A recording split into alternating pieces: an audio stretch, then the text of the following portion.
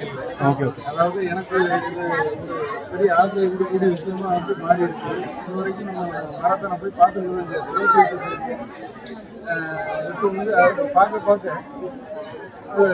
எனக்கே இதில் ஒரு ஆசை வந்துருக்கு. அடுத்த முறை வந்து நான் ஒரு இதில் ஒரு பார்ட்டிசிபேட் நான் ஏற்கனவே சொன்ன மாதிரி இந்த மாரத்தான் நம்ம எவ்வளவு ஸ்லோவாக ஸ்டடியாக போனால் நம்ம வெற்றி அடைவோங்கிறத காமிக்கக்கூடிய ஒரு விஷயம் தான். இது வந்து ஸ்போர்ட்ஸாக மட்டும் பாடமும் இருக்காங்க.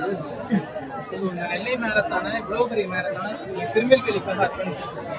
ஸோ நாங்கள் அதுக்காக ஸோ இங்கே வந்துருக்கிற பங்கேற்பாளர்களுக்கு நீங்கள் என்ன சொல்ல விரும்புறீங்க? அவங்க இலக்கு அடைகிறதுக்கு என்னென்ன வழிமுறைகள்?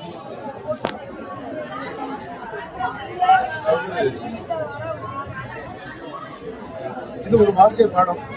நீங்க ஆரோக்கியமா இருக்கிறதுக்கும் வளர்ச்சி அடைகிறதுக்கும் இது ஒரு ஆரம்பமா இருக்கு.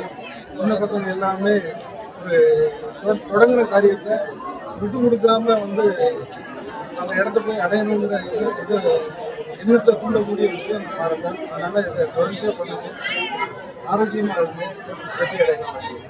அதே மாதிரி நீங்கள் டெய்லி எக்ஸசைஸ் யோகா அந்த மாதிரிலாம் முன்னால வந்து நான் ஒரு ஜிம்ல விளையாடக்கூடிய ஆளாக இருந்தேன். இப்போ அதை விட்டுட்டேன்.